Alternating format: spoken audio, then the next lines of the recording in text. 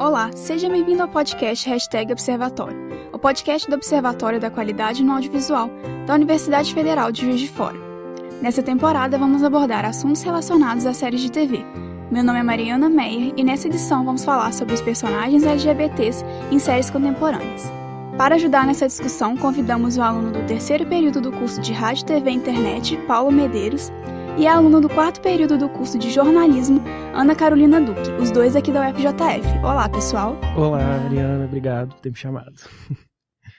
A presença de personagens LGBTs em séries televisivas começou por volta da década de 80 em Hill Street Blues e já na década de 90 em My So-Called Life, Buffy e Dawson's Creek. Desde então, esses personagens passaram a ocupar cada vez mais lugares em produções televisivas, principalmente a partir dos anos 2000 e mais tarde com o surgimento dos serviços de streaming, como a Netflix, a Hulu e a Amazon, entre outros. A doutoranda em Comunicação e Cultura Contemporânea pela Universidade Federal da Bahia, Enoê Lopes, fala um pouco mais sobre o início da aparição de personagens LGBTs em séries contemporâneas.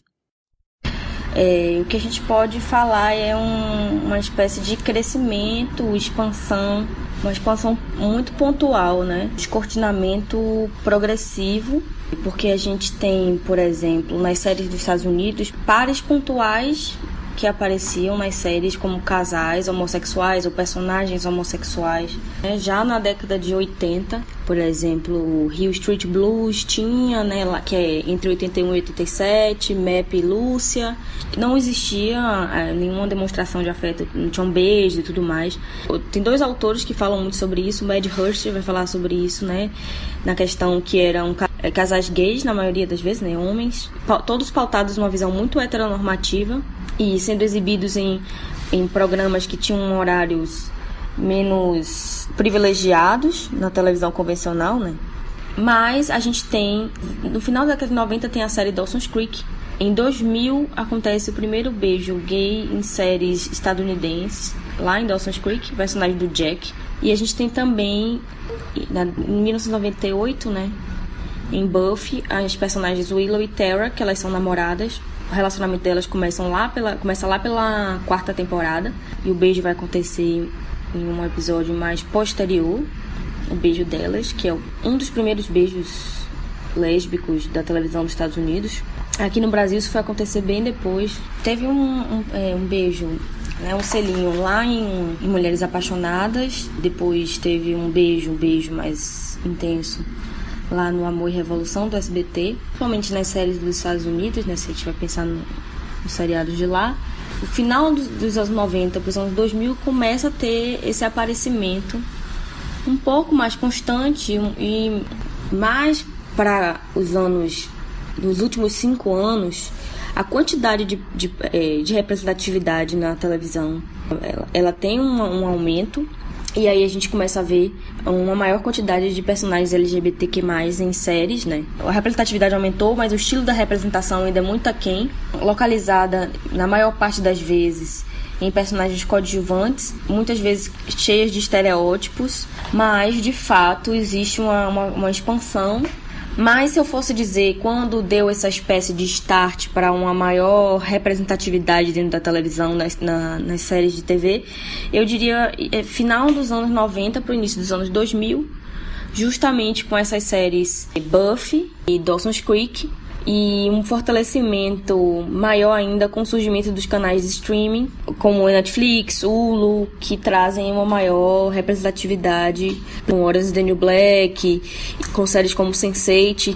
O que vocês percebem dessas primeiras representações de personagens LGBTs em produções televisivas? Então, eu acho que foi um caminho que eles conseguiram abrir ali, porque antes estava sendo pouco representado, mas ainda assim as representações ainda eram muito estereotipadas, ainda tinham um certo padrão. Então, eu acho que foi importante, porque deu lugar, deu representatividade, mas ainda com alguns problemas. Eu acho que nas séries mais antigas, nos produtos midiáticos mais antigos, a gente via muito o gay, o LGBT, enfim, com uma figura cômica. Aqui no Brasil mesmo, a gente via, por exemplo, aquele programa de sábado à noite, de comédia, Zorra Total, que tinha aquelas aqueles caras que interpretavam gays, eram super afeminados e tal. Hoje em dia mudou um pouco, eu vejo isso, mas ainda assim é muito estereotipado e é engraçado como as relações de pessoas LGBT são sempre pautadas em cima de héteros. Tipo assim, eles dependem de um hétero pra sua narrativa desenrolar ali na série. Geralmente, o personagem gay, né, era sempre representado como um amigo da protagonista, que era hétero, ou amigo de algum hétero mesmo, homem, por exemplo. Nunca era, assim, era sempre o amigo daqueles personagens principais, né? E pra história dele se desenrolar, dependia dessa pessoa hétero, amigo dele. Exatamente. E a gente pode perceber que ao longo dos anos houve uma mudança nessa forma de representar os personagens LGBTs em séries. Por exemplo, quando esses personagens passam a serem os protagonistas de uma produção, e quando sua representação passa a ser menos estereotipada, em comparação com produções passadas, né? Vamos ouvir o que a Enoy Lopes fala sobre essa mudança na forma de se representar os personagens LGBTs. E eu acredito que existe esse espaço maior, essa demonstração de afetuosidade, por exemplo, na tela. Um beijo, construção de família, um caso muito emblemático, ao meu ver, também. Kelly e Arizona, do Grey's Anatomy, né, que se chama Calzona para os fãs, que são duas mulheres que são médicas e elas têm uma família. Apesar de todas as coisas que a Shonda faz, né, ela faz isso com todos os casais, de separa, volta e tragédias. Ali tem uma representatividade muito bacana. Ou então uma série como The Fosters, que traz uma família com duas mulheres, que tem vários filhos, a maioria adotivo, e é o cotidiano dessa família. Então a gente tem uma mudança, né, nessa questão de muitas vezes trazer personagens LGBTQ+, antigamente, né, mais até a década de 80, 90, num lugar meio marginalizado quando aparecia, porque eram muito pontuais, principalmente homens homossexuais que vinham como uma figura do amigo da protagonista, uma coisa muito estereotipada, ou então com uma visão muito heteronormativa, como a gente vê, por exemplo, em Desperate Housewives, que eles colocam, que é uma série de 2004, né, do Mark Sherry. O Mark Sherry, ele é LGBTQ+, mas ele coloca um casal gay muito estereotipado, que uma ocuparia essa coisa na visão heteronormativa do homem e o da mulher, né, o homem que vai trabalhar e o que é a dona de casa, bem espiando isso. E aí a gente passa a ter essa virada a partir de 2013, principalmente, dessa visão menos heteronormativa, e até por terem mais canais, né, principalmente com o surgimento da Netflix, e por ter uma abertura maior do público e dos consumidores, e assim, também na minha visão, enquanto pesquisadora, eu vejo que a expansão com as inovações tecnológicas, essa expansão do contato do espectador com os produtores de sentido também ajudaram nessa avaliação de ver que existia um público que clamava por essa representatividade, porque, como a gente sabe, as empresas elas não tomam atitude e fazem escolhas por questões ideológicas apenas, né? São questões mercadológicas, então tem um público que precisa disso. E eu acho que o que ela falou dessa questão mercadológica é muito impactante, né, quando a gente fala de representatividade LGBT, porque a partir do momento que aquilo começa a mexer com a sua audiência e com os interesses comerciais mesmo, aí começa a ter um movimento para trazer esses personagens, representar esses personagens, né? Porque se você tem um público que está clamando por aquilo, e é um público significativo em termos de audiência então isso impacta diretamente, assim, na produção de séries que tenham esses personagens representados, né? O que vocês acham disso, assim, que aumentou essa representatividade? Eu acho que realmente aumentou a representatividade, mas aí volta com essa questão que vocês duas falaram. Muitas pessoas representam, tipo assim, porque realmente querem dar voz à comunidade, enfim, mas em outros lugares a gente vê que as pessoas representam com a finalidade de ganhar dinheiro em cima daquilo, sabe? Não é de forma genuína e pra dar voz, enfim. A gente vê muito isso com marca, por exemplo. As marcas, principalmente, né, a gente vê hoje comercial de, sei lá, Boticário. Sempre vai ter um personagem, um ator, né, representando alguém LGBT, justamente porque vai ter uma repercussão depois, que se não tiver esse personagem, vão sempre estar, entre aspas, reclamando de não ter uma representatividade maior, né? Então, assim, acho que tem muito isso também. Eu acho que a gente fica muito refém disso porque a gente não sabe, né? tipo assim, se realmente quer representar ou se realmente... É algo comercial, né? É verdade. Infelizmente o capitalismo está muito ali intrínseco nessas produções. Então, assim, acaba que às vezes eles priorizam essa questão ao invés de dar representatividade para, por exemplo, negros, gays, homens que sejam, sabe, ao invés de homens brancos gays, sabe? Então, acho que tentar dar uma abertura maior. Eu acho que a problemática que a gente vê hoje em dia é porque mudou, sim, a forma de representar o LGBT. Eu vou falar do gay agora, mas a gente ainda vê que, por exemplo, o gay representado hoje em dia na televisão é um cara que ele é branco, que ele é bombado, que ele é alto, que ele é inteligente, que ele é independente, sabe? Mesmo assim, ainda tem um recorte muito grande em cima dessa representação. Tem muitas pessoas que não estão representadas nisso aí. Que eu acho que ele acaba restringindo, né, um pouco, que você não traz um LGBT, sei lá, de classe baixa, de, sei lá, negro. Isso é muito difícil ainda a gente ver, né, em produções televisivas, assim mesmo. Não, e acaba ditando muito o próprio meio, né, porque as pessoas vão ver aquilo e vão falar, eu preciso ser dessa forma, eu preciso ser forte, eu preciso ser inteligente. Pra ser aceito, né, dessa forma que eu exato. sou. E apesar de ter essas produções mais voltadas para personagens LGBTs e que abordam essa temática, né, de alguma forma, ainda existe um caminho a ser percorrido para que esses personagens sejam bem representados de fato. Vamos ouvir o que a Enoe Lopes fala sobre essa questão. Eu acho que é isso, justamente o problema da representatividade está em como acontece essa representação, e os fãs lidam com isso fazendo uma coisa que uma autora chamada Júnior Ortiz vai falar, né, da mobilização em prol de objetivo em comum. Então os fãs se organizam para que ou a representação seja bem feita ou para que exista a representatividade, né? Então a mobilização em prol de objetivo em comum dentro dos ambientes digitais funciona levantando hashtags, juntando grupos para votar em enquetes que tenham a ver com casais. Em março acontece uma eleição chamada Zimbio March Madness, que é feito por um site chamado Zimbio, que é para os fandoms, principalmente de séries de fantasia, séries adolescentes, a votação mais importante do ano, que é a votação que escolhe o melhor chip, o melhor casal das séries estadunidenses, né? Então entram vários casais lá, casais héteros, casais homossexuais também, para justamente chamar a atenção dos produtores de sentido, para alertar eles que aquela representação não tá bacana ou que precisa ter mais representatividade na série. E eu acho que é importante a gente falar também dessa representatividade em programas da TV aberta, principalmente, né? Porque a gente sabe, né, que o público da TV aberta, ele acaba sendo mais conservador, né? Geralmente hoje em dia isso está mudando, com certeza, mas assim, isso vem de um histórico, né, da TV aberta. Então, a gente tem exemplo, por exemplo, da novela Mulheres Apaixonadas, que a gente tinha a Clara e Rafaela, que elas eram duas meninas super femininas e elas eram jovens, enfim, classe média. Eu acho que foi algo pioneiro, porque a gente acabava acompanhando essa trajetória delas, né, nesse descobrimento da sexualidade.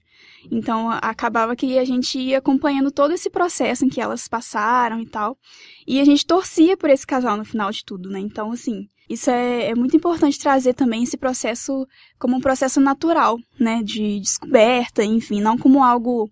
Então, acho que isso é muito importante quando a gente fala de representatividade também. O que vocês acham, assim? Vocês chegaram a ver essa novela? Vocês lembram, mais ou menos? Eu lembro que eu cheguei a acompanhar e eu acho que foi um choque, assim, para algumas pessoas, para a galera que é mais conservadora, porque eu lembro quando teve a primeira cena do beijo delas e muita gente ficou assim, nossa, mas...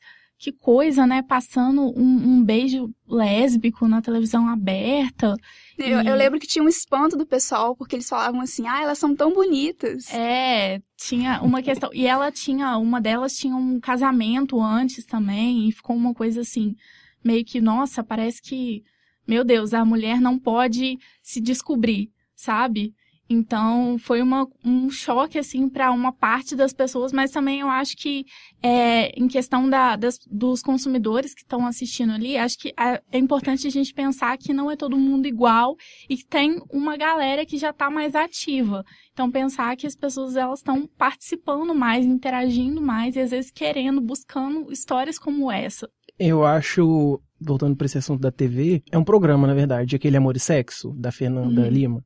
Eu fui fazer um trabalho sobre esse programa e ele já teve acho que 11 temporadas, se eu não me engano. E a gente tá falando que não foi aceito em Mulheres Apaixonadas, enfim, que foi mal visto o casal.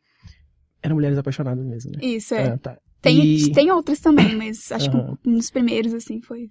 E, gente, eu entrando nas redes sociais da Fernanda Lima pra fazer uma pesquisa, né, de campo, assim, o pessoal xinga ela muito por causa do programa, porque o programa tinha beijo gay, tinha gente sem roupa, tinha drag, enfim. E a gente acha que é um programa que tá ali, que tá representando, mas, nossa, o povo ainda tem muito que evoluir pra parar com esse ataque de ódio na internet com as pessoas. E eu acho que é importante a gente falar também do queerbaiting, né? Que é exatamente essa questão de quando tem uma falsa representatividade em alguma produção televisiva, por exemplo. Quando tem, assim, uma sugestão, tipo uma tensão, assim, sexual, vamos dizer assim, entre dois personagens do mesmo sexo, mas que aquilo fica só na sugestão, aquilo não é tratado de alguma forma. Então, isso acaba que você não afasta o público conservador, porque não tem nada real, né, de um casal homoafetivo, mas você também acaba atraindo o público LGBT que tem ali uma falsa representação, né? E isso também até fora mesmo da produção em si, né? Que a gente vê que, por exemplo, se a gente vê as declarações da J.K. Rowling, que fala que o Dumbledore ali é gay. Aí todo mundo fica, tá, ok, a gente vai ver o próximo filme e não tem nada sobre aquilo, sabe? Não tem nenhuma representação, nada sobre a sexualidade dele. Então isso acaba que você atrai um público que você chega lá e não tem nada. Então é interessante a gente observar essas falsas representações que a gente também tá tendo, né? É o que a comunidade vem discutindo muito hoje em dia, nessa questão do pink money, que as pessoas se apropriam da causa para ganhar um dinheiro. Exatamente. E isso também no mundo da música também, eu acho, né? Que a gente pode perceber que tem muitos artistas que têm um público muito grande LGBT e não se engajam na causa e, enfim, certas discussões que afetam diretamente ao público LGBT, ao público direto, né, desse artista, ele simplesmente não se manifesta, não tá nem aí, né, simplesmente quer esse público do lado dele e é isso. Isso é muito prejudicial, porque às vezes as pessoas têm um poder de fala muito maior por ter esse holofote, né, em cima delas. Então, ao invés de elas tentarem promover uma discussão ali, elas estão simplesmente se abstendo de qualquer opinião por medo, né, do que as pessoas podem achar, às vezes por medo de perder contato, perder parceria. Então, assim, é bem complicado isso.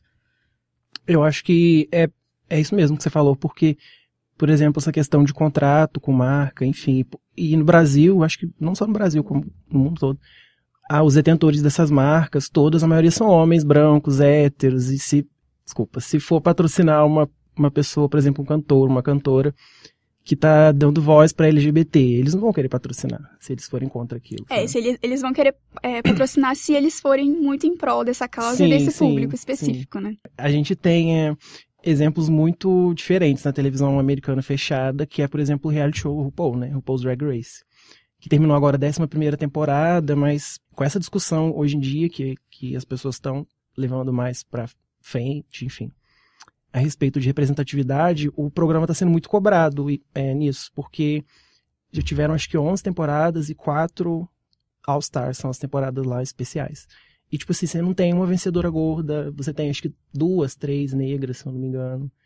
E, sabe, é um programa que preza tanto, que fala tanto sobre aceitação, sobre, enfim, sobre as diversas formas de você... Sua diversidade no meio LGBT, no meio gay, principalmente. E não é o que é levado pra frente, assim, né? Porque, por exemplo, essa falta de representatividade no Hall of Fame, que é o que eles falam das vencedoras. Porque quase todas são brancas. Tipo assim, as gordas, por exemplo, elas chegam ali quase na final, mas nunca se... E tipo assim, de 12 participantes, 14, sei lá, na temporada, é uma gorda, 2 negras, o resto tudo branca, magra. Entendeu? Essa última que teve bastante, a maioria acho que foi negra, mais da metade. A gente tem a nova série não sei se é a nova, se foi a última que ele lançou, mas enfim, do Ryan Murphy, que chama Pose, né? Que fala sobre essa questão de você ser gay, negro, nos guetos, né, nos anos 80, se eu não me engano, nos Estados Unidos, enfim, representa tudo isso, essa questão de você se descobrir, de você ser trans na comunidade, como que é você dentro da comunidade sendo trans, que ainda rola muita, até hoje em dia, né? Não só nos anos 80, muito preconceito com as transexuais, enfim, com lésbicas, porque o que a gente mais vê é o L, o G gigante, B, T pequenininho, mais pequenininho. Como se só existisse os gays na comunidade, mas a gente sabe que não é assim. Eu acho que em questão de transexuais, principalmente, é algo que ainda tá muito, assim, atrasado, sabe? A gente sabe da existência de, sei lá, e também a questão de você trazer personagens que são transexuais representando personagens sim. transexuais. Que eu acho que é algo que tá muito longe ainda de ser o ideal, assim, a gente vê muito, muito pouco a representação, assim, na série mesmo, e também com o ator mesmo sendo transexual, né? Acho que tá muito longe, assim, de alguma representatividade significativa, assim, também. E é muito difícil você ver um transexual inserido em qualquer tipo de trabalho que não seja prostituição. Exatamente. Porque, tipo assim, não tem outra saída, as pessoas não aceitam, não quer uma transexual atendendo numa loja, entendeu? Um cara tem toda trans. uma questão de aparência e de, né? Sim. É um preconceito mesmo, né, assim. E acho que um bom exemplo também, a gente pode pensar em Sense8, que eu acho que Perfeito. é uma forma muito, assim, legal que eles abordam nessa temática LGBT. A gente tem a Nomi e a Hermanita. Acho que a Nomi, ela, na série, ela representa uma transgênero. Isso, mas ela é trans na vida real. E ela é trans na isso. vida real, exatamente.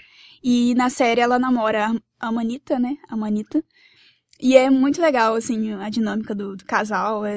Sabe, é um casal comum, sabe, assim. Você não consegue, sabe, gente? Não tem diferença, assim.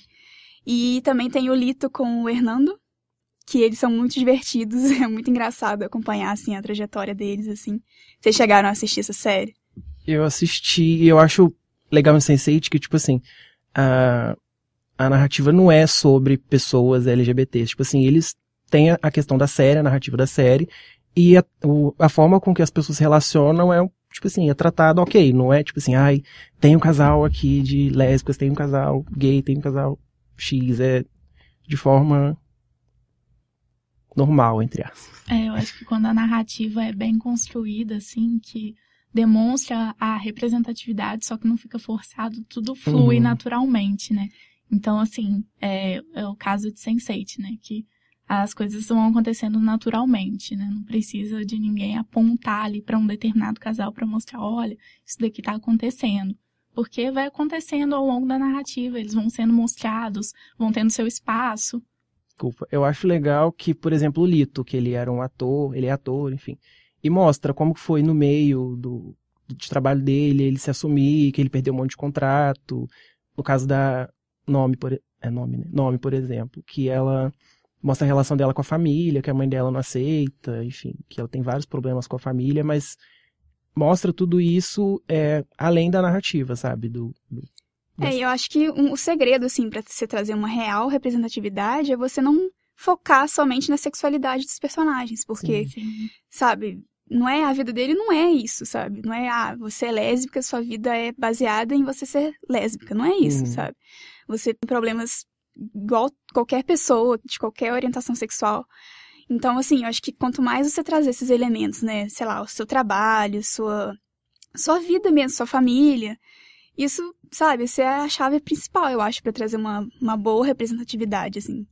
E eu acho legal que a diretora da série, ela é uma mulher trans hoje em dia, que foi a de Matrix, né? Wachowski, né? As irmãs Wachowski. Isso, então ela tem uma sensibilidade maior pra falar sobre o assunto, ela soube levar a narrativa direitinho. Isso também é importante, né? A gente pensar em quem tá por trás dessas produções, né? Porque quando a gente traz pessoas que, né, têm um entendimento mesmo da causa, né?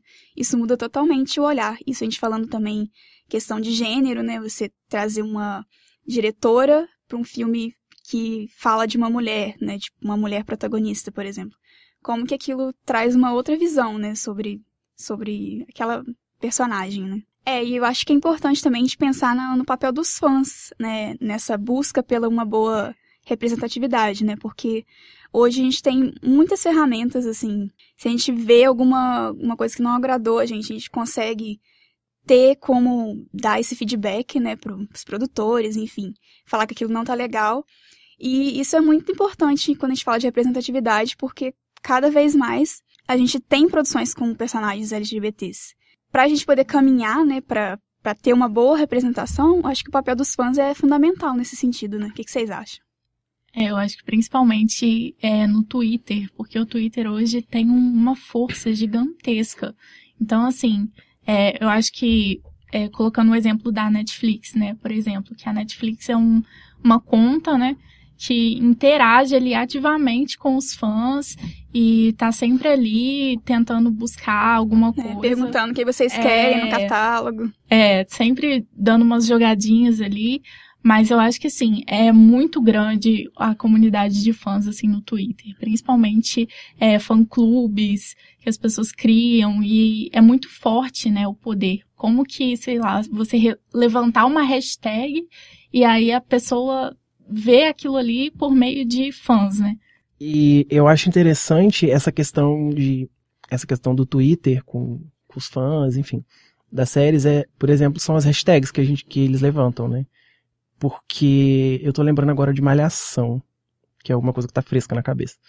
Dessa última temporada da Lika e da Samantha, enfim. Depois que a temporada acabou, os fãs se uniram pra assistir tudo de novo e começar a estudar em cima daquilo pra conseguir pra conseguir elaborar os ganchos, entender aonde que tinha um gancho que puxava pra outra coisa, aonde que...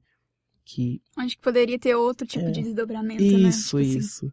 E, tipo assim, gente, olha que loucura. Os fãs se reuniram, tipo assim, gente de vários lugares do Brasil, acredito. Não sei se tinha gente de fora do Brasil, mas devia ter. Pra reassistir no mesmo horário, no mesmo dia, toda uma mobilização em prol de... E é legal a gente pensar no chip, né, do Limanta, que foi, assim, muito, muito falado, muito popular entre os fãs de Malhação, né?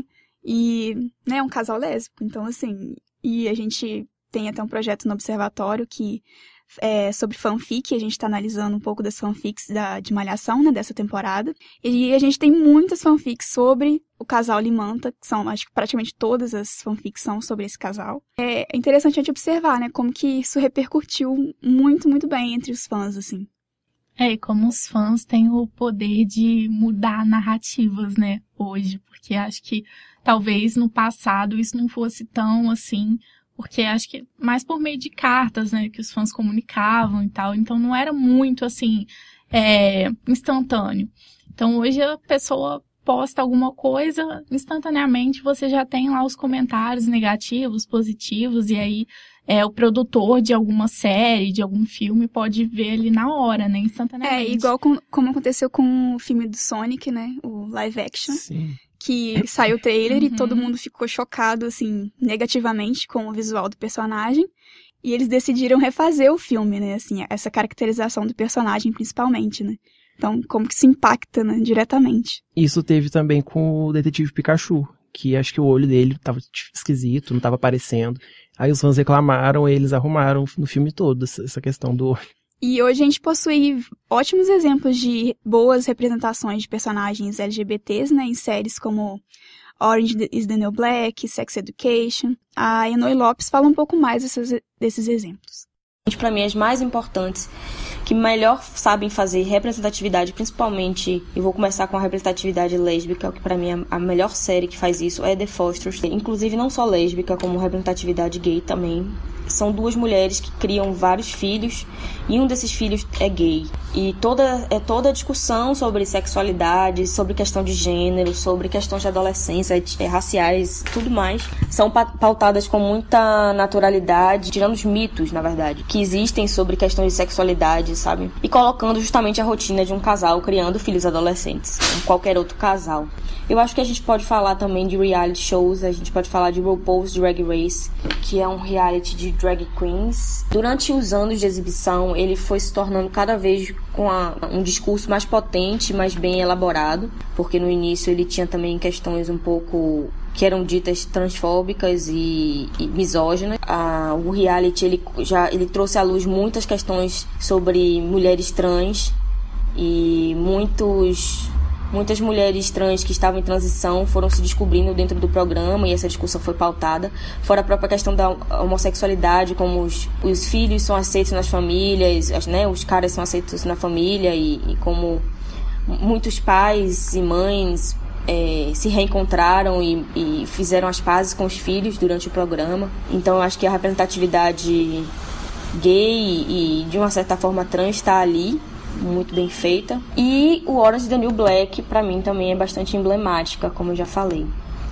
E também o Fake It, que é uma série adolescente que pauta muito bem questões, traz também a questão das pessoas intersex, né, muito bem feito, assim, sem, na minha opinião, né, não no meu lugar de fala, mas todas as questões de sexualidade, todas as questões do LGBT estão postas ali, as discussões estão trazidas, mas também de uma forma muito sensível, e com um cuidado muito grande, principalmente por estar um público adolescente.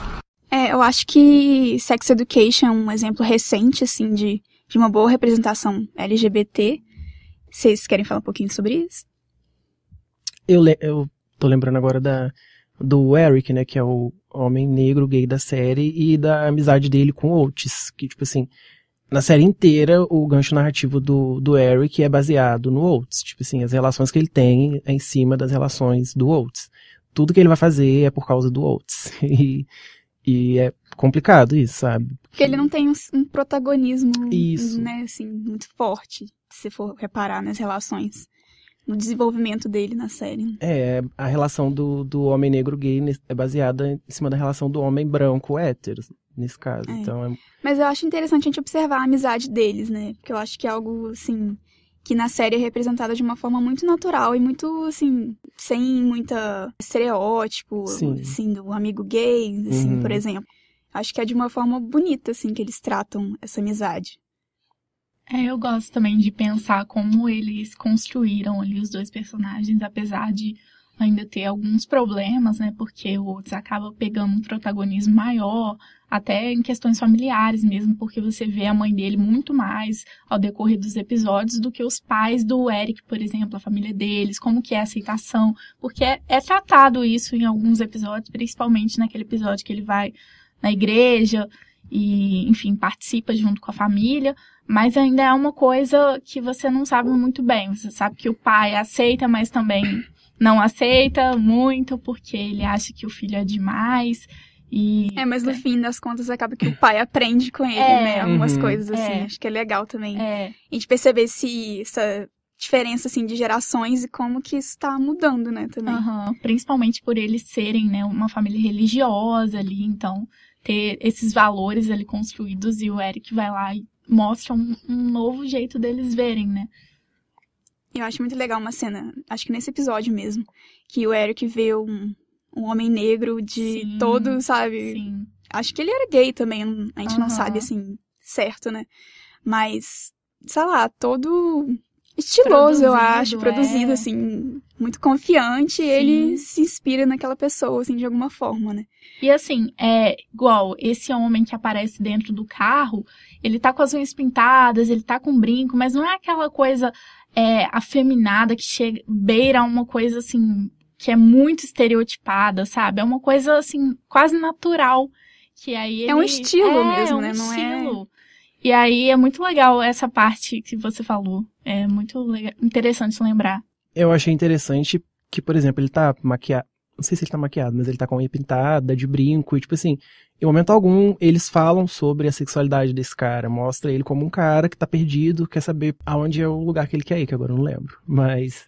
E é tratado, tipo assim, de forma natural. Não explorou a sexualidade dele, mas ao mesmo tempo deu força pro Eric, tipo assim, se aceitar mais e querer sair de casa de novo. Eu acho que é legal também de acompanhar essa trajetória do personagem pra ele se aceitar, né, assim, como personagem gay, assim, ele passa por vários percalços, assim, na série, e ele é muito simpático, assim, a gente tem uma empatia muito forte com ele, e é muito interessante a gente observar como que foi essa trajetória, essa caminhada dele até essa aceitação dessa forma que ele é, né.